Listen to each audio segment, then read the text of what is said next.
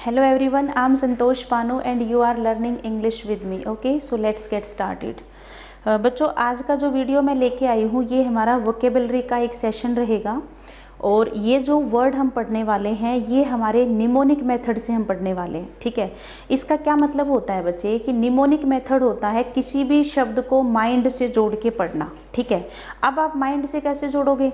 Generally कोई भी बच्चा, कॉम्पिटिटर बच्चा क्या करता है कि बहुत सारे वर्ड्स याद कर लेता है, फिर एक टाइम आता है कि पीछे वाले भूलने शुरू हो जाता है। ठीक है, जब आप एग्जाम में बैठते हो तो वो शब्द आपको याद ही नहीं रहता, तो ऐसे वोकैब पढ़ने का कोई फायदा नहीं है। ठीक है, निमोनिक मेथड क्या होता है? बेसिकली ये हमारी लाइफ से जुड़ा हुआ एक फैक्ट है। फॉर एग्जाम्पल, आप किसी दिन मेरे से मिले, आपकी और मेरी पार्किंग पे लड़ाई हो गई। ठीक है, अब उसके 10 दिन बाद, 2 महीने बाद, 6 महीने बाद जब भी मैं आपसे मिलूंगी तो पार्किंग की जो लड़ाई हमारी हुई थी वो हमारा क्या हो गया, एक लिंक बन गया। जब भी मैं आपको दिखूंगी आपको वो बात याद आ जाएगी कि अरे ये तो वही मैडम है कि नहीं? और यही रीज़न है बच्चों कि हम उस सिचुएशन को, उस पर्सन को कभी नहीं भूलते, क्योंकि वो चीज़ बेसिकली हमारे माइंड में सेट हो गई है एक लिंक बन करके। ठीक है, इंटरनेट भी तो लिंक पे ही काम करता है। तो ठीक वैसे ये जो वोकेबलरी हम पढ़ने वाले हैं बच्चे, ये हर कॉम्पिटिटिव एग्जाम के लिए है, चाहे कोई भी पेपर है। आप चाहे एसटेट की तैयारी कर रहे हैं, सीटेट की तैयारी कर रहे हैं, कोई भी पेपर की आप तैयारी कर रहे हो, सिनोनिम एंड एंटोनिम जरूर पूछे जाते हैं। ठीक है बच्चों, तो आज की इस क्लास में सबसे पहले हम वर्ड को देखेंगे, उससे रिलेटेड उसकी इमेज देखेंगे। आफ्टर दैट हम उस शब्द को अपने फनी वे में भी तैयार करेंगे कि इसमें हमें क्या दिख रहा है। ठीक है बच्चे, तो शुरू करते हैं आज का सेशन। सबसे पहला शब्द बच्चे जो मैं आपके लिए लेके आई हूँ दैट इज, सबसे पहले ये समझ लो कि निमोनिक मेथड इसको क्यों बोला जाता है। बच्चों यहाँ पर निमोनिक का क्या मतलब है? MNE। इस शब्द का क्या मतलब है? एक मिनट। MNE जो शब्द है इसमें, इसका क्या मतलब हो सकता है? ठीक है, अगर हम देखेंगे निमोनिक मेथड तो आप इसको एक बार रिलेट करेंगे थोड़ा सा। ठीक है, MNE शब्द का मतलब यहाँ पर क्या है? माइंड से जोड़ के पढ़ना। ठीक है, माइंड से जब आप जोड़ के पढ़ोगे इसको तो कैसे पढ़ोगे? आपके सामने कोई भी शब्द आएगा, उसमें हम उसका लिंक ढूंढेंगे और उसके बाद हम इसमें आगे बढ़ेंगे। जैसे कि देखिए MNE शब्द जहाँ भी आता है बच्चे, रूट वर्ड में जब हम पढ़ते हैं तो ये माइंड के लिए यूज होता है। ठीक है, कोई भी शब्द उसको माइंड से जोड़ के पढ़ना। और समस्या क्या है बच्चे कि जब भी कोई भी एग्जामिनर पेपर में क्वेश्चन डालेगा, सिनोनिम पूछेगा या एंटोनिम पूछेगा, उसे शब्द तो लिखना ही पड़ेगा ना। फॉर एग्जाम्पल, जैसे मान लो मैं एक शब्द यहाँ पर ऐसे लिख देती हूँ एक बार समझने के लिए। इंडिजेंट एक शब्द हो गया बच्चे। ठीक है, और मान लीजिए आपने इसका वर्ड मीनिंग भी पढ़ लिया, गरीब, लेकिन हम इसको कैसे रिलेट करेंगे? इंडी का मतलब क्या होता है? इंडिया, फनी वे में।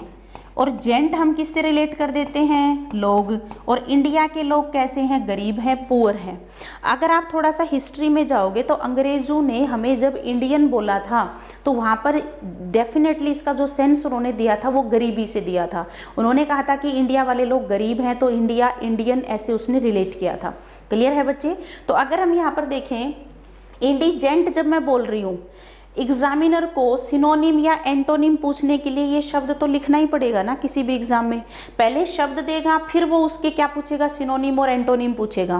क्लियर है? तो अगर मैं यहाँ पर बात करूँ बच्चे, शब्द आते ही आपको कुछ याद दिला दे, इसको निमोनिक मेथड कहते हैं। आपके सामने शब्द आया इंडिजेंट, आपको वो मन ही मन क्या दिख रहा है? इंडिया और जेंट, और इंडिया के लोग कैसे हैं? गरीब हैं। ऐसे आप इसको रिलेट करोगे और उसको आप जिंदगी में कभी भूलोगे नहीं। क्लियर है बच्चे? और एग्जाम्पल देखिए, जैसे मैं किसी दिन बच्चों को पढ़ा रही थी स्कैम्पर। ठीक है, और इसका वर्ड मीनिंग क्या था बच्चों? भाग जाना। ऐसे हमने रिलेट किया। अब देखो, हर बच्चे की अपनी क्रिएटिविटी है। मैंने उनको समझाया था कि बेटा इसमें स्कैम देखो, और स्कैम का मतलब क्या होता है? घोटाला। ठीक है, कि वो 2G स्कैम, 3G स्कैम आपने सुने होंगे, पढ़े होंगे। स्कैम करके कोई पर्सन घोटाला करके क्या हो गया? भाग गया। मैंने ये बच्चों को बताया। लेकिन हर बंदे की, हर पर्सन की अलग अलग क्रिएटिविटी होती है। कुछ एक बच्चों ने इसमें बनाया कि मैम एस छुपा लो तो इसमें बचेगा कैंपर, और वो कैंपर उठा के भाग गया। बच्चों देखो, हर इंसान की अपनी क्रिएटिविटी है, हर इंसान अपने क्रिएटिव तरीके से सोचता है कि नहीं? तो आप इसको रिलेट कर सकते हो कैसे? हर इंसान अपने तरीके से सोचेगा। जैसे किसी दिन मुझे याद आ रहा है क्लास में मैं पढ़ा क्या रही थी, रैम्पेज। ध्यान देना एक बार, मैंने बच्चों को क्या समझाया था इसका, कि राम का मैंने पेज फाड़ दिया इसीलिए वो हंगामा मचा रहा है। तो रैम्पेज का वर्ड मीनिंग क्या हुआ, हंगामा। लेकिन तुम में से किसी बच्चे ने क्या बनाया कि मैम देखो रम के पैग लगा के वो हंगामा मचा रहा है, बात उसकी भी ठीक है। किसी ने क्या बना दिया था कि मैम देखो RAMP, इस शब्द में हमें तो रैंप दिख रहा है कि रैंप पे खड़ा होके वो हंगामा मचा रहा है। क्या कोई भी गलत है यहाँ पर?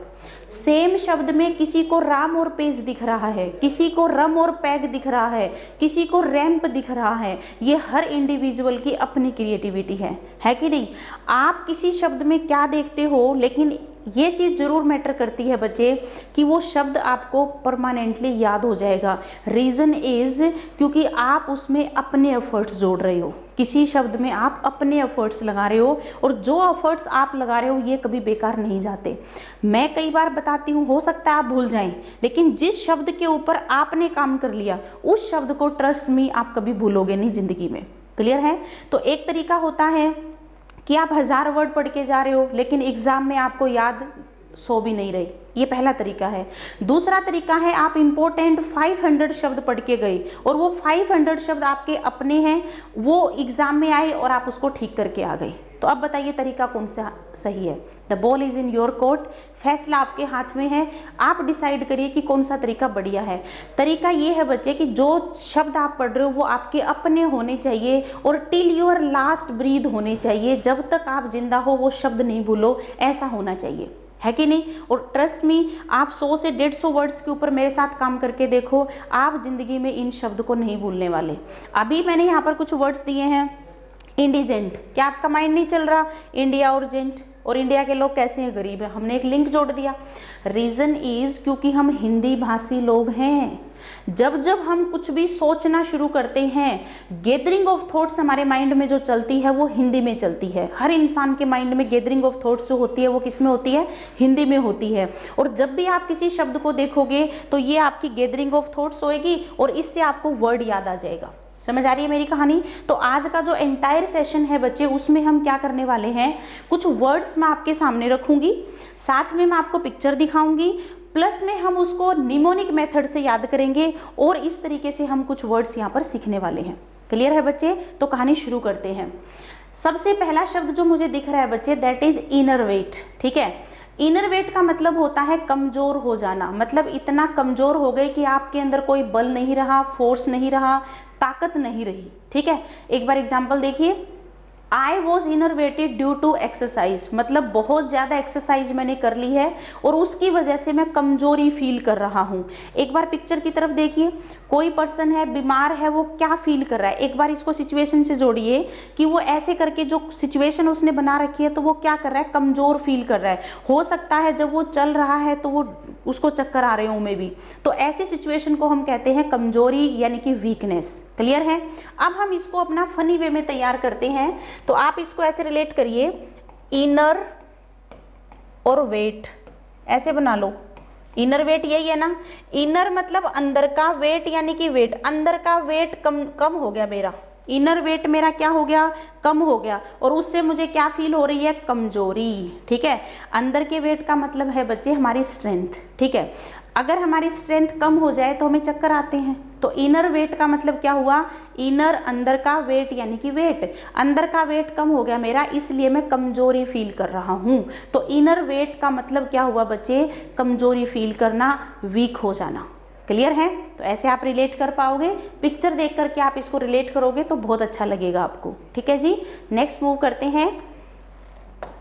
नेक्स्ट शब्द हमें दिख रहा है बच्चे, स्ट्राइफ। इसका मतलब होता है बिटर कॉन्फ्लिक्ट। ये यहाँ पर होगा बच्चे कॉन्फ्लिक्ट, टी कर दो इसको। ठीक है, या फिर डिस्कॉर्ड, या फिर स्ट्रगल, या फिर बैटल। ठीक है, अब ये देखिए, अगर मैं इसको ऐसे रिलेट कर लूँ बच्चे, स्ट्राइफ जब मैं बोल रही हूँ तो मुझे साउंड आ रही है स्ट्रगल प्लस वाइफ। ठीक है, ऐसे कुछ रिलेट कर सकते हैं, स्ट्रगल वाइफ। अगर वाइफ के साथ आपका स्ट्रगल हो गया, कॉन्फ्लिक्ट हो गया, तो उसको हम क्या कहेंगे? कलह, झगड़ा, ठीक है, कोई भी डिस्कॉर्ड, ठीक है, डिस्प्यूट, उससे आप रिलेट कर सकते हो। एक बार पिक्चर को देखिए, एक दूसरे को कैसे बिटर कॉन्फ्लिक्ट हो रहे हैं दोनों के बीच में, वो उसको डांट रहा है, वो उसको डांट रहा है। तो पिक्चर हमें क्या बता रही है कि वो उसको गुस्से से डांट रहा है, वो उसको गुस्से से डांट रहा है, तो दोनों के बीच में क्या हो रहा है, बिटर कॉन्फ्लिक्ट आ गया है, और उसी को हम कहते हैं स्ट्राइफ। तो कैसे रिलेट करेंगे, स्ट्रगल विद वाइफ, ठीक है। जिन जिन लोगों का वाइफ के साथ स्ट्रगल चलता है तो उनके घरों में तो सीन ऐसे ही होंगे, है कि नहीं। तो struggle with wife is equal to strife, और स्ट्राइफ बोलते ही आपके माइंड में आ जाएगी ये पिक्चर। क्लियर है बच्चे, तो ऐसे आप इसको रिलेट कर सकते हो, ठीक है। नेक्स्ट शब्द हमें दिख रहा है बच्चे, वर्बोज। वर्बोज का मतलब होता है फुल ऑफ वर्ड्स, मतलब कोई ऐसा पर्सन जो बहुत ज़्यादा बोलता है, कॉन्टिन्यूअसली बोलता रहता है, फुल ऑफ वर्ड्स है। एक शब्द बोलो तो उसके लिए, उस बात के लिए 10 वर्ड्स तैयार हैं, ठीक है। एक बार पिक्चर देख लेते हैं। ये आंटी जी हैं, लगातार बोलती जा रही हैं, बोलती जा रही हैं, वर्बोज हैं, और अंकल जी क्या कर रही हैं, दुखी हो गए हैं इनको सुन सुन करके, ठीक है। तो यहाँ पर वर्बोज का रोल प्ले कौन कर रहा है, आंटी कर रही है, वो बोलती जा रही हैं, बोलती जा रही हैं, बोलती जा रही हैं, ठीक है। तो कैसे इसको रिलेट करेंगे, देखो, वर्बोज जब हम बोलेंगे तो use of too many words, या फिर वर्डी, या फिर प्रोलिक्स, या फिर लॉन्ग वाइडेड, सभी का मतलब ये है कि जो बहुत ज्यादा लगातार बोल रहा है, ठीक है। वर्बोज आप इसको कैसे रिलेट कर सकते हो, जनरली इसका जो रूट वर्ड है ना बच्चे, वर्बल का मतलब ही क्या होता है, जैसे आप बोलते हो शाब्दिक, ठीक है। तो वर्बल का मतलब होता है यानी कि शब्द जिसके पास बहुत सारे हैं, यानी कि जो फुल ऑफ वर्ड्स है, ठीक है, शब्दों का भंडार है जिसके पास, शब्दों का भंडार है जिसके पास। अ पर्सन, जब आपका ये वन वर्ड सब्स्टिट्यूशन में आता है तो कैसे लिख देगा वो, a person who is full of words, full of words, ऐसे एग्जाम में पूछा जाता है। ये जो एंटायर सेशन हम कर रहे हैं बच्चे, यहाँ पर हम सिनोनिम एंटोनिम्स पे काम कर रहे हैं, प्लस में वन वर्ड सब्स्टिट्यूशन पे भी काम कर रहे हैं, ठीक है। बेसिकली जो आप वोकैब वर्ड उठाओगे बच्चे, तो वो आपके न्यूज़पेपर रीडिंग में भी, राइटिंग में भी, सारी जगह पे हेल्पफुल रहने वाला है, ठीक है। तो आपको शब्द समझ आया। वर्बोज का मतलब यहाँ पर हो गया है क्या, पॉसिबल एंड रेयरली, बच्चों यहाँ पर लिख दो, ओ कर दो इसका बस, ठीक है। Conversation has been kept as straightforward as possible, कुछ लोगों के बीच में कॉन्वर्सेशन हुई और उनको बिल्कुल ही स्ट्रेट फॉरवर्ड रखा गया, कोशिश की गई कि वर्बोज ना हो, मतलब बहुत ज्यादा शब्दों का यूज उसमें ना हो, यानी कि उसको बिल्कुल टू द पॉइंट रखा गया। तो ये इसका एग्जाम्पल है। क्लियर है बच्चे, आगे बढ़ लेते हैं। नेक्स्ट वर्ड देखिए बच्चे क्या कह रहे हैं, वारमोंगर। वारमोंगर का मतलब क्या होता है कि एक ऐसा पर्सन जो युद्ध चाहता है, मतलब एक ऐसा पर्सन जो हमेशा युद्ध के लिए तैयार रहता है, ठीक है। तो आप इसको कैसे रिलेट कर सकते हो, देखो फनी वे में याद करो इसको। वारमोंगर जब बोल रहे हैं तो आप इसको रिलेट करो वॉर मांगने वाला, और वॉर मांगने वाला पर्सन ही कौन होगा, वॉर मोंगर होगा, ठीक है। इसी के लिए एक शब्द हमारे पास और है बच्चे, जिंगोइस्टिक। तो जिंगोइस्ट के लिए शब्द क्या बना दोगे, यानी कि जो जंग लड़ने के लिए जो तैयार है, जंग के लिए जो हमेशा तैयार रहे, ऐसे पर्सन को हम क्या कहते हैं, जिंगोइस्टिक। जंग यानी कि लड़ाई। जिंगोइस्टिक कौन है, जो जंग लड़ने के लिए तैयार रहता है, ठीक है। वॉरमोंगर कौन है, जो वॉर को मांगता रहता है, यानी कि ऐसे पर्सन जिनको लड़ाई चाहिए। अगर हम अपनी हिस्ट्री में जाएं तो हिटलर जो था वो हमारा क्या था, वॉरमोंगर था, मतलब उसको क्या चाहिए था, लड़ाई के लिए जो हमेशा ललकारता रहता था। तो हिटलर उसका परफेक्ट एग्जाम्पल है, ठीक है। तो हमने क्या लिखा, हिटलर वॉज अ वॉरमोंगर, MONGER, ठीक है बच्चों। तो ये आपकी स्पेलिंग हो जाएगी वॉरमोंगर। क्लियर है बच्चों, यहाँ तक समझ आ रहा है कैसे याद किया हमने। देखो वॉरमोंगर जब एग्जाम में पूछा जाएगा तो हमें क्या दिखेगा, वॉर, और वॉर को मांगने वाला। जब एग्जाम में जिंगोइस्टिक दिखेगा तो हम इसमें देखेंगे जंग, और जंग लड़ने के लिए जो तैयार रहे, ऐसे पर्सन को हम क्या कहते हैं, जिंगोइस्ट। IST लगने से पर्टिकुलर पर्सन हो जाता है, ठीक है। नेक्स्ट शब्द हमारा आ रहा है बच्चे, अब्रिज।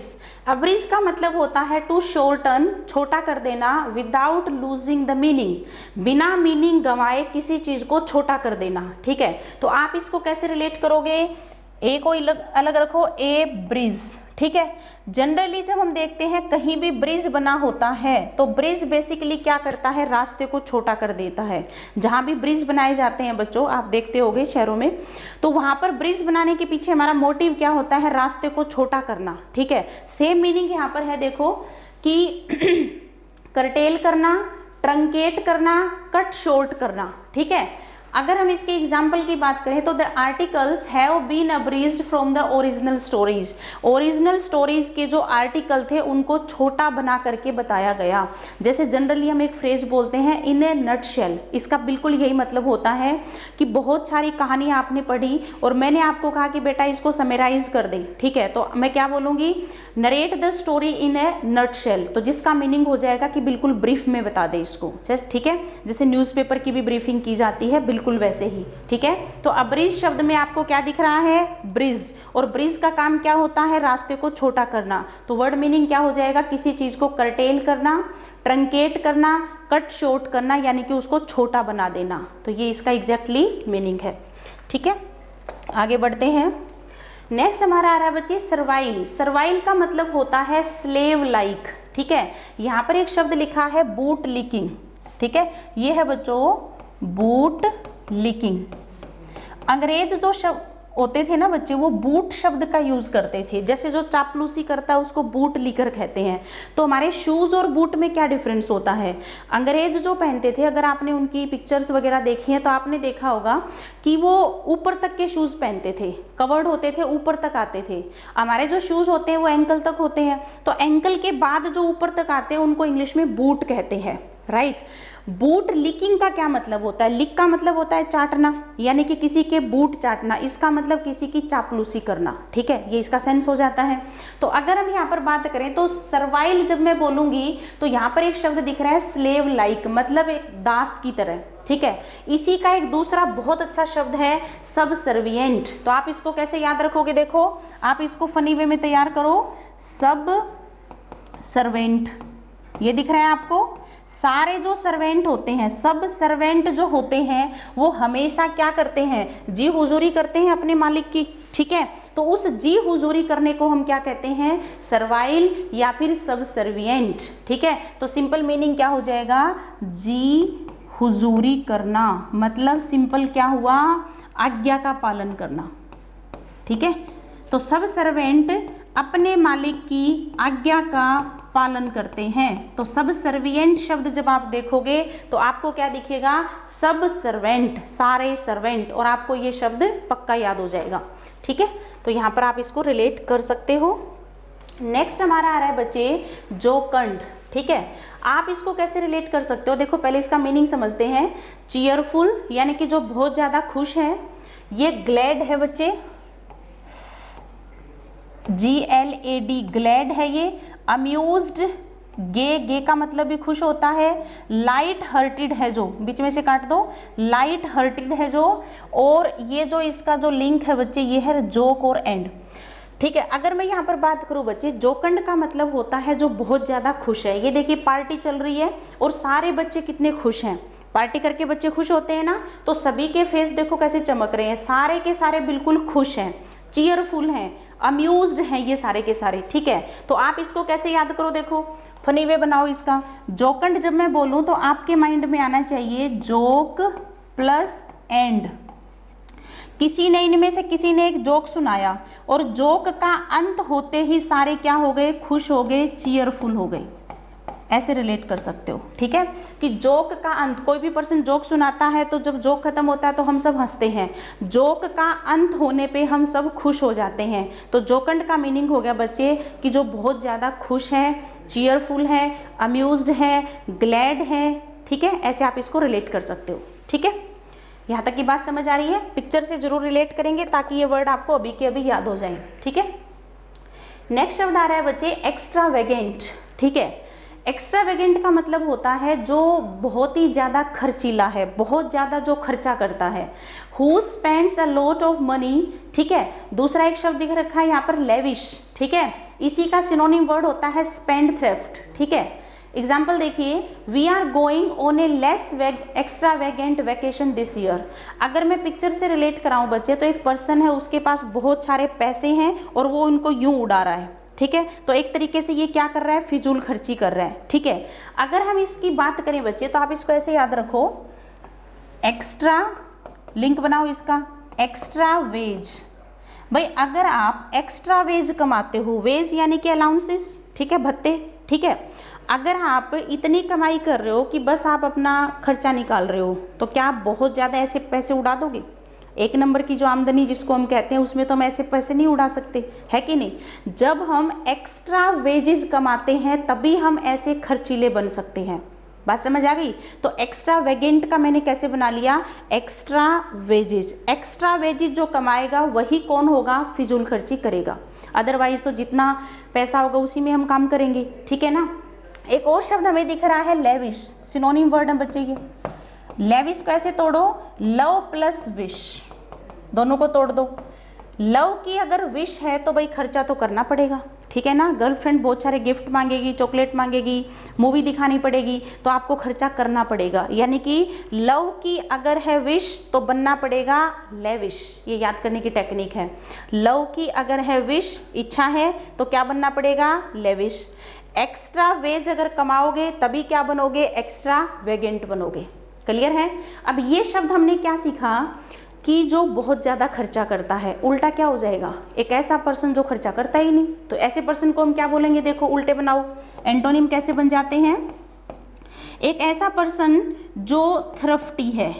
अब थ्रफ्टी को कैसे रिलेट करेंगे, देखो 350 कैसी साउंड आ रही है, थ्रफ्टी, 350। 350 रुपये में जो महीने का काम चला ले, ऐसे बंदे को आप क्या कहोगे, कंजूस कहोगे, ठीक है। पॉसिबल है क्या 350 में आप एक महीना निकाल दो, नहीं पॉसिबल ना। तो आप ऐसे रिलेट करो इसको, थ्रफ्टी। इसका एक और शब्द बनाओ, बहुत ही प्यारा सा है, टाइट वेड। देखो वेड क्या होता है, नोटों की गड्डी, इंग्लिश में। गड्डी को जो हमेशा टाइट पकड़ के रखता है, गड्डी को जो हमेशा टाइट पकड़े, क्या ऐसा पर्सन खर्चा करेगा? और जो खर्चा नहीं करे उसको हम क्या कह देते हैं, कंजूस। बात समझ आ रही है। आप इसी को कह सकते हो माइजर, आप इसी को कह सकते हो स्टिंजी, बहुत सारे वर्ड हैं बच्चों, तो ऐसे आप रिलेट कर सकते हो, ठीक है। तो अभी हमने क्या सीखा, एक्स्ट्रा वेगेंट, पिक्चर से समझ आ रहा है। एक्स्ट्रा वेजेज है उसके पास और ऐसे उड़ा रहा है, और ऐसे तभी उड़ाओगे जब ऐसे पैसे कोई उड़ाता है, तो ऐसे पर्सन को हम कहते हैं एक्स्ट्रा वेगेंट, यानी कि बहुत अधिक खर्चीला। बरसर्क, और बरसर्क का मतलब होता है मैड विद वायलेंट एंगर, मतलब बहुत ज़्यादा जब आप गुस्से में पागल हो गए हो, ठीक है। अगर हम यहाँ पर बात करें तो क्रेजी, इनसेन, ठीक है। एग्जाम्पल देखिए, a college goer went berserk with his gun and took a lot of lives. एक कोई कॉलेज गोवर बच्चा था, उसको गुस्सा आ गया और उसने गन से बहुत सारे लोगों की जान ले ली। इसका मतलब वो गुस्से में पागल हो गया था, ठीक है। अब इसको हम रिलेट करते हैं। देखो जब हम इस शब्द को देख रहे हैं तो हमें क्या दिख रहा है, बरसर्क। इसको मैं कैसे तोड़ सकती हूँ, देखो बड़े सर, बड़े जो सर हैं हमारे, यानी कि जो बड़े बॉस हैं हमारे, वो हमेशा गुस्से से पागल रहते हैं। बरसर्क, बड़े सर, ऐसे रिलेट कर सकते हो। बियर पी के सरक गया वो, उसका दिमाग क्या हो गया, सरक गया, ऐसे भी बना सकते हो। तो बियर पी करके जो सरक गया, ये भी रिलेट कर सकते हो। और बियर पी करके जब आप सरक गए हो तो गुस्से में आप बहुत ज़्यादा पागल हो गए हो, एक्सट्रीम गुस्सा आपको आ गया है, ठीक है। एक बार पिक्चर देखेंगे। पिक्चर में देखिए, ये एक एम्प्लॉई है, ये हमारा बड़े सर हैं, बॉस हैं, और ये देखो कैसे डांट रहे हैं उसको। फीलिंग देखिए उसकी, बहुत ज़्यादा गुस्से में पागल होकर के उनको डांट रहे हैं। तो इसी से हमारा बन जाएगा बरसर्क, यानी कि वायलेंट विद एंगर, ठीक है, गुस्से से बिल्कुल पागल हो जाना, ठीक है। नेक्स्ट वर्ड हमें दिख रहा है बच्चे, डॉन्टेड, और इसका मतलब होता है किसी को डिस्करेज कर देना। ये यहाँ पर स्पेलिंग थोड़ी ठीक कर लेंगे। करेज होता है किसी को हौसला देना, उल्टा कर दो डिस्करेज करना, ठीक है। दूसरा होता है समवन डिस्प्रिट, डीमोरलाइज करना किसी को, ठीक है। एक होता है कि आप किसी पर्सन को बूस्ट अप करते हो कि हाँ आप ये काम कर सकते हो। जैसे सपोज करिए क्लास में कुछ बच्चे डाउट्स ले रहे हैं मेरे से, अगर मैं उनको कहूँ तुम्हारा कुछ नहीं हो सकता, निकम्मे हो तुम, कभी पेपर पास नहीं कर पाओगे, तो मैं उनको क्या कर रही हूँ, डीमोरलाइज कर रही हूँ। अगर इसके ऑपोजिट मैं उनको कहूँ हाँ बेटा बहुत अच्छी कोशिश कर रहे हो आप, बस थोड़ा सा ऐसे और ध्यान दो, तो अब मैं उसको क्या कर रही हूँ, बूस्ट अप कर रही हूँ। ठीक है, उसको क्या कर रही हूँ, थोड़ा सा बोल्स्टर कर रही हूँ, हौसला दे रही हूँ। ठीक है, अगर मैं यहाँ पर बात करूँ बच्चे, तो डोंटेड का मतलब होता है किसी को डीमोरलाइज करना। ठीक है, ये एक एम्प्लॉय है बच्चों, और एम्प्लॉय अपने बॉस के पास गया। ठीक है, कुछ गलती इनसे हो गई और बॉस ने इनको बहुत ज़्यादा डांट दिया। अब डांटने के बाद देखो सिचुएशन कैसी हो रखी है, अपने लैपटॉप में सिर दे के नीचे बैठा हुआ है। तो ये पर्सन कैसा हो गया है, डीमोरलाइज हो गया है। क्या सोच रहा है, यार इस कंपनी में मैं काम ही नहीं करूंगा, बेकार कंपनी है ये, कोऑपरेट नहीं करते, मेरी तो सुनते ही नहीं है, इस टाइप से इनके मन में विचार चल रहे हैं। तो यहाँ पर ये बंदा क्या हो गया है, डीमोरलाइज हो गया है। क्लियर है यहाँ तक। अगर हम यहाँ पर इसका फनी वे बनाए बच्चे, तो देखो डोंटेड जब आप देख रहे हो तो अपना फनी वे में याद करो, डांट दिया। डोंटेड कौन हो गया, जिसको डांट दिया। और डांट देने के बाद कोई भी पर्सन क्या हो जाता है, डोंटेड हो जाता है, डीमोरलाइज हो जाता है, अपना हौसला खो देता है। क्लियर है, डिस्करेज हो जाता है। यहाँ तक कहानी समझ आ रही है। तो आप इसको रिलेट करोगे, डोंटेड यानी कि डांट दिया, और डांट देने के बाद उसने अपना हौसला खो दिया। क्लियर है। चलो जी अब नेक्स्ट क्वेश्चन पे चलते हैं। ठीक है, नेक्स्ट देखो क्या आ रहा है, पोसिटी। ठीक है, इसका सबसे पहला मतलब होता है बच्चे कि किसी भी चीज की कमी हो जाना। ठीक है, तो स्कार्स एक वर्ड हम पढ़ते हैं, उसी से शब्द बना है स्कार्सिटी। ठीक है, इसी का हम एक शब्द बनाते हैं डर्थ। ठीक है, कैसे याद रखेंगे, देखो पोसिटी जब हम कह रहे हैं तो इसको रिलेट करेंगे पुअर सिटी। जो पुअर सिटी होगी उसमें चीजों की कमी होगी या अधिकता होगी, बताओ। अगर पुअर सिटी है तो वहां पर चीजें क्या होंगी, कम होंगी। तो पोसिटी स्टैंड्स फॉर पुअर सिटी, और पुअर सिटी में चीजों की क्या होगी, कमी होगी। ठीक है, अगर हम इसी को रिलेट करें डर्थ, डर्थ को आप कैसे रिलेट कर लोगे, जब आप डर्थ शब्द देख रहे हो तो आप इसको कैसे रिलेट कर सकते हो, डेथ। और डेथ रेट में क्या आ गई है, कमी आ गई है। हमारे यहाँ पर डेथ रेट में कमी आई है, तो दैट इज कॉल्ड पोसिटी, इनसफिशिएंसी किसी भी चीज की, स्कार्सिटी या फिर डर्थ। ऐसे आप इसको रिलेट कर सकते हो। एक बार पिक्चर से देख लेते हैं। एक अंकल बैठे हैं, ये अपना कुछ ठेला या कुछ भी लगा रखा है इन्होंने, तो इसमें कितनी कम चीजें आपको दिख रही हैं। तो यहाँ पर चीजों की क्या है, पोसिटी है। अगर आप किसी मॉल में जाओगे, बड़े शोरूम में जाओगे, तो वहां पर चीजों की आपको क्या दिखेगी, बहुत ज्यादा मात्रा में चीजें दिखती हैं। तो यहाँ पर अगर आप इसको रिलेट करोगे तो ये पोसिटी की तरफ इशारा कर रहा है, पुअर सिटी। और पुअर सिटी का मतलब है किसी भी चीज की कम मात्रा, यानी कि स्कार्सिटी। ठीक है, जैसे मैं बोलूँ स्कार्सिटी ऑफ ड्रिंकिंग वाटर, तो इसका मतलब हो जाएगा पीने के पानी की कमी। ठीक है, तो ऐसे आप इसको रिलेट कर सकते हो। तो ये था हमारा नेक्स्ट क्वेश्चन। आगे बढ़ते हैं। नेक्स्ट आ रहा है फिएस्को। फिएस्को का क्या मतलब होता है, असफलता, यानी कि एक कंप्लीट फेलियर और डिजास्टर। मतलब कोई भी ऐसी चीज जिसमें कंप्लीटली हम फेल हो गई। ठीक है, सबसे पहला जो एक शब्द यहाँ पर लिखा हुआ है फिएस्को, कैसा दिख रहा है, फायर करो इसको। मान लीजिए कोई कंपनी है, उसमें एक एम्प्लॉय है। ठीक है, अब एम्प्लॉय की अच्छी परफॉर्मेंस नहीं है, तो जो बॉस होगा वो क्या करेगा, फायर करो इसको, मतलब निकालो इसको यहाँ से। जॉब से निकालने के लिए जो वर्ब यूज होती है वो होती है बच्चों फायर। जॉब से हमेशा फायर किया जाता है। ठीक है, तो कैसे करेंगे, फायर करो इसको, फिएस्को। इसका एक दूसरा बना देती हूँ। फिएस्को जब हम लिख रहे हैं तो ये दिख रहा है फीस को। जैसे कोई भी पर्सन है वो कह रहा है कि भाई फीस को टाइम पे दो। कोई भी इंस्टीट्यूट है उसमें फीस बकाया पड़ी है बच्चों की। अब कोई पर्सन आके क्या कहता है, फीस को टाइम पे दो, नहीं तो असफलता मिलेगी। समझ गए।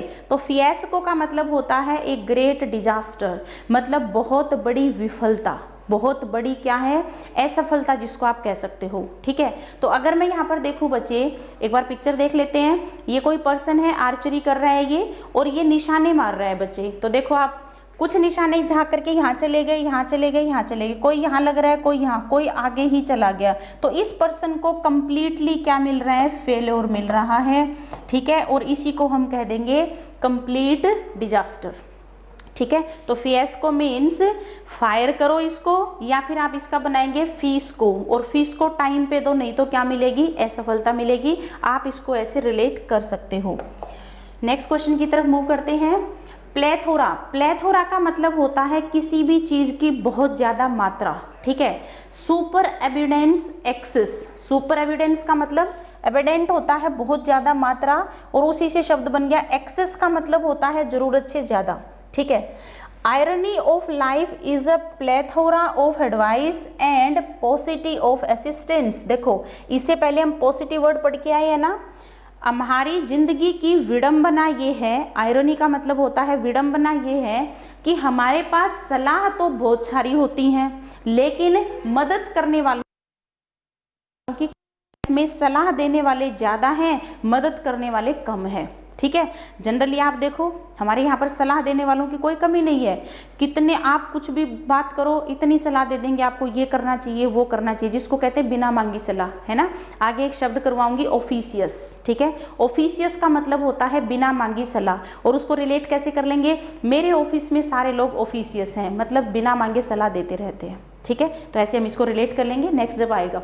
एक बार पिक्चर से रिलेट करेंगे, एक लेडी कुछ खा रही है और ये देखिए कितनी सारी चीजें उसके पास रखी हुई है, तो चीजों की यहाँ पर क्या है, प्लेथोरा है या पॉसिटी है, प्लेथोरा है, यानी कि बहुत ज्यादा मात्रा में। यहाँ पर एक लेडी शॉपिंग करके आई है, और आपको पता ही है शॉपिंग हम कितनी करते हैं, तो ये देखिए बहुत सारे यहाँ पर शॉपिंग बैग्स दिख रहे हैं, तो यहाँ पर शॉपिंग बैग्स की पॉसिटी है या प्लेथोरा है, ये प्लेथोरा है, बहुत ज्यादा मात्रा में। क्लियर है बच्चे, तो ऐसे आप इसको रिलेट कर सकते हो, ठीक है, यानी कि किसी भी चीज की क्या बहुत ज्यादा मात्रा, ठीक है। यहां तक हमारा वर्ड। नेक्स्ट हमारा आ रहा है बच्चे मेलेंकोली। मेलेंकोली का मतलब होता है जब आप बहुत ही स्ट्रेस्ड फील कर रहे हो, आप बहुत ही ज़्यादा दुखी हो, सैड हो, अंदर से दुखी हो, तो वहाँ पर हम कहते हैं मेलेंकोलिक फील कर रहा हूँ मैं, ठीक है। तो अगर हम यहाँ पर इसको एक बार रिलेट करें तो देखो क्या क्या वर्ड यहाँ पर लिखे हुए हैं। सबसे पहला वर्ड लिखा है सैड, जनरल वर्ड है। ग्लूमी आप कह सकते हो, ठीक है, बहुत ज़्यादा उदास है, डिप्रेस्ड है, ठीक है। और शब्द बताते हो इसके, अच्छा लिखे हुए हैं, सोरोफुल है जो बहुत ही ज़्यादा, ठीक है, दुख में डूबा हुआ है। एक और शब्द होता है मोर्न, मोर्नफुल, क्योंकि मोर्न शब्द हमेशा ही दुख के लिए यूज होता है बच्चे, ठीक है। तो आप इसका बना लेंगे मोर्नफुल, ठीक है, सोरोफुल, डिप्रेस्ड, ग्लूमी, सैड, ठीक है। इसी में एक शब्द हमने जोड़ दिया है मेलेंकोली। तो मेलेंकोली फीलिंग क्या होती है, जब आप बहुत ज्यादा दुखी हो जाते हो, ठीक है। इसका फनी वे है याद करने का, जैसे आप इधर से देखोगे तो हमें मेला दिख रहा है, मेला, और इधर क्या है, होली, ठीक है। तो अगर आपकी लाइफ में ना कोई मेला है और ना कोई होली है, होली मतलब फेस्टिवल, त्योहार, और मेला यानी जैसे हम जनरली घूमने जाते हैं, आउटिंग करते हैं, तो देखो ना मेला है मेरी जिंदगी में, ना होली है, तो मैं कैसा फील कर रहा हूँ, मेलेंकोलिक फील कर रहा हूँ। ना मेला ना होली मतलब मैं दुखी हूँ। समझ आ गई कहानी। तो ऐसे अगर मैं यहाँ पर बात करूँ बच्चे, तो I felt a deep melancholy on the death of Sushant Singh Rajput. अभी करंट आपने खबरों में पढ़ा होगा कि सुशांत सिंह राजपूत ने क्या कर लिया, सुसाइड कर लिया। तो उसमें सारे लोग क्या हो रखे हैं, मेलेंकोलिक फील कर रहे हैं, ठीक है। इसका एक दूसरा भी तरीका है, जब आप मेलेंकोलिक बना रहे हो, ठीक है, मेलेंकोलिक, ठीक है। कोई पर्सन है शराबी है, बूजर है, वो शराब पीता है और उसको क्या नहीं मिली, मिली नहीं एल्कोहल, ठीक है, मिली नहीं एल्कोहल, तो वो क्या हो गया, दुखी हो गया। तो इसी को हम कह सकते हैं मेलेंकोलिक, यानी कि मिली नहीं एल्कोहल, और उससे वो पर्सन क्या हो गया, सैड हो गया, ग्लूमी हो गया, ठीक है, सोरोफुल हो गया, मोर्नफुल हो गया, और यही इसके सिमिलर वर्ड भी बन सकते हैं। क्लियर है बच्चे। तो आई होप कि आप पिक्चर से जोड़ पाएंगे। आंटी जी बिल्कुल उदास बैठी हैं, बिल्कुल सैड बैठी हुई है ये, ठीक है। तो ऐसे में अगर हम बात करेंगे बच्चे, ठीक है, तो ये बन जाएगा आपका मेलेंकोलिक, ठीक है। नेक्स्ट वर्ड की तरफ मूव करते हैं, एलिमनी। बच्चों एलिमनी एक अलाउंसेस होता है जो डिवोर्स के बाद पति या पत्नी को देना पड़ता है, ठीक है। मतलब जब ये वन वर्ड में पूछा जाता है बच्चे, बहुत बार ये पूछा जाता है एग्जाम में, तो कैसे पूछा जाता है, अलाउंसेस, ऐसे दे देगा वो, allowances given to a wife by her husband after divorce। मतलब डिवोर्स के बाद एक पति अपनी पत्नी को जो गुजारा भत्ता देता है, इसी को मेंटेनेंस भी कहा जाता है। कि मतलब अगर हम थोड़ा सा फ्लैशबैक में जाएं बच्चे, तो पुराने टाइम में क्या होता था, मेल नौकरी करते थे, उनकी जो वाइफ होती थी वो उनकी डिपेंडेंट होती थी, ठीक है, कि उनका काम होता था पैसे कमा के लाना मेल का, और फीमेल क्या करती थी, घर के काम करती थी, ठीक है। तो जब वो उसकी डिपेंडेंट मानी जाती थी, ठीक है। आज थोड़ा सा टाइम गुजरा है, तो वहाँ पर पुराने की अगर मैं पीछे से एक बार फिर से बात करूँ, पर्सन कमा के ला रहा है, वाइफ सिर्फ घर के काम कर रही है। अगर किन्हीं वजह से इनका डिवोर्स होता है तो क्या होता था कि भाई अगर डिवोर्स होगा तो वो अपनी इनकम में से कुछ पैसा उसके लिए देगा, ठीक है।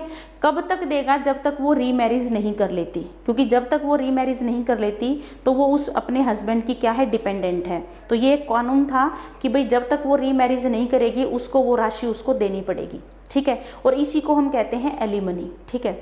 आज टाइम गुजरा है, विमेन भी वर्किंग होती हैं, तो उस केस में अगर हम बात करेंगे तो आज विमेन मेन को देती है, क्योंकि हस्बैंड और वाइफ दोनों एक दूसरे के डिपेंडेंट हैं, क्योंकि आज टाइम बदल चुका है, ठीक है। तो बेसिकली ये वो पैसा है एलिमनी जो पति या पत्नी डिवोर्स होने के बाद अपने पार्टनर को देते हैं। क्लियर है। तो अगर हम यहाँ पर बात करें बच्चे, तो ये देखिए एलिमनी जब हम रिलेट कर रहे हैं तो ये क्या हो जाएगा, ओल मनी। कैसे रिलेट करेंगे, ओल मनी। एक पर्सन है वो क्या कह रहा है कि भाई मेरे को सारा ही पैसा मेंटेनेंस में देना पड़ेगा क्या, ठीक है, सारा ही पैसा मैं एलिमनी के तौर पे दूंगा क्या, ऐसे आप इसको रिलेट कर सकते हो कि ओल मनी उसको क्या देनी पड़ी, अलाउंसेस जो थे उसके वो देने पड़े मेंटेनेंस के तौर पे या फिर एलिमनी के फॉर्म में। एग्जांपल देखिए, he is said to have paid 10,000 as alimony to his divorcee wife. मतलब एलिमनी देना पड़ा इनको कितना, 10,000 रुपये, किसको, अपनी डिवोर्सी वाइफ को, ठीक है। तो एलिमनी का जैसे आप रिलेट कर सकते हो, ये कुछ पैसे हैं, ऊपर टैग लगा रखा है एलिमनी, और ये कोर्ट का जो दिखा रखा है, इसका मतलब ये है कि भाई डिवोर्स होने के बाद, कोर्ट में जब डिवोर्स हो चुका है तो उसके बाद जो पैसा पति अपनी पत्नी को दे रहा है, that is exactly called alimony. Most important है बच्चों, आता रहता है। वन वर्ड सब्स्टिट्यूशन में पूछा जाता है तो ऐसे लिखा आता है ये, allowances given to a wife by her husband after divorce, ठीक है। नेक्स्ट शब्द की तरफ मूव करते हैं, हुलीगन। हुलीगन का मतलब होता है गुंडा या फिर बदमाश या गैंगस्टर जिसको आप कहते हो। तो आप इसको कैसे रिलेट करोगे, जब हुलीगन शब्द को देख रहे हो तो इसका आप मन ही मन बनाओ होल्डिंग ए गन। एक ऐसा पर्सन, क्या आम आदमी गन लिए घूमते हैं बच्चे, आप जहाँ कहीं शहर में देखते हो तो क्या आम आदमी गन लिए घूमते हैं, नहीं घूमते। गन लिए कौन घूमेगा, जो हुलीगन होगा, ठीक है। तो अगर हम इसको रिलेट करें तो कैसे बन जाएगा, एक गैंगस्टर होल्डिंग ए गन, ठीक है, या फिर जो रफ है, जो लो लेस है, लो को कहाँ पालन करेगा वो, इसी को हम कहते हैं गून, गुंडा बदमाश, राउडी आप इसी को कह सकते हो, और थग कह सकते हो, सारे इसी के वर्ड मीनिंग है, ठीक है। He was a notorious hooligan. Notorious का मतलब होता है नेगेटिव सेंस में नाम कमाना, ठीक है। सेंस कैसा रहेगा हमारा, नेगेटिव, ठीक है। नेगेटिव सेंस में अगर कोई पर्सन फेमस हो जाता है, ठीक है, तो उसको हम कहते हैं नोटोरियस। जैसे इसको आप कहते हो हिंदी में कुख्यात, ठीक है, गलत काम के लिए। कु का मतलब होता है बुरा, ठीक है, और इसी का ठीक ऑपोजिट होता है फेमस, अच्छे काम के लिए जिसकी फेम हो जाती है, ठीक है।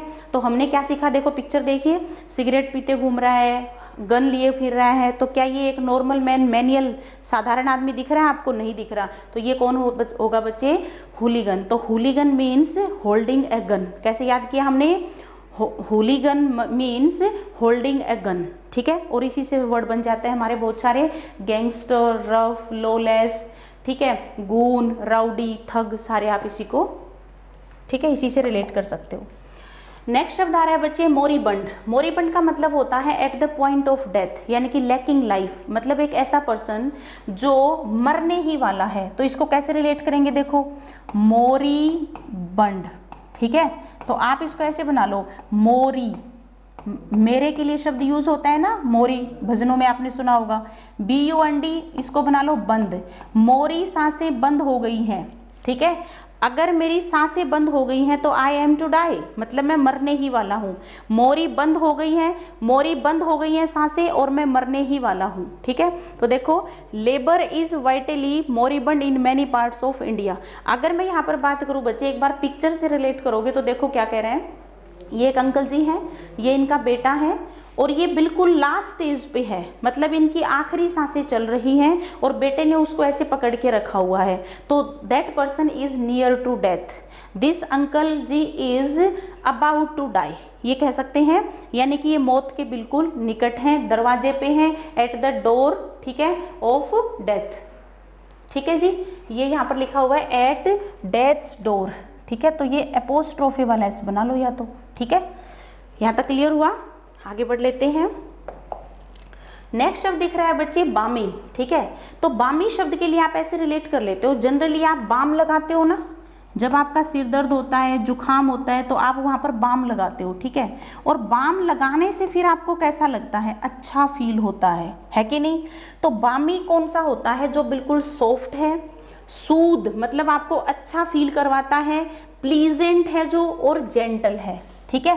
अगर मैं यहाँ पर बात करूँ बच्चे कि the climate of Hisar is बामी, इसका क्या मतलब है कि जो हिसार का जो क्लाइमेट है वो कैसा है, बामी है। आई एंजॉय इट, मैं इसे पसंद करती हूँ, मुझे अच्छा लगता है। क्लियर। तो अगर हम इसको रिलेट करेंगे तो एक बच्चा देखिए बीच का ये सीन दिख रहा है और एक बच्चा आराम से खेल रहा है। ये जो एज होती है बच्चे, ये सबसे बढ़िया एज होती है जिसमें ये फ्री फ्रॉम वरीज है, कोई टेंशन नहीं है, आराम से बिल्कुल ही अच्छे से ये एंजॉय कर रहा है। तो ये इसके बामी डेज हैं। हमारे जो चाइल्डहुड के दिन होते हैं वो बामी डेज होते हैं हमारी लाइफ के, ठीक है ना, यानी कि जिसमें हमें कोई भी टेंशन नहीं होती, बड़े प्लीजेंट दिन जो होते हैं हमारे लिए, ठीक है। तो बच्चों ये था हमारा सेशन जो निमोनिक मेथड का था, जिसमें हमने क्या किया, वर्ड को पिक्चर से रिलेट किया, प्लस में हमने उसका फनी वे भी तैयार किया कि इस वर्ड को हम फनी वे में ऐसे देखेंगे ताकि वो हमें परमानेंट याद हो जाए। मैं आपको नेक्स्ट ऐसे ही किसी सेशन में फिर से मिलूंगी, जब तक आप इन वीडियोज को देखते रहिएगा। So it was all about my this session. I will be back with my new session. Till then you take care.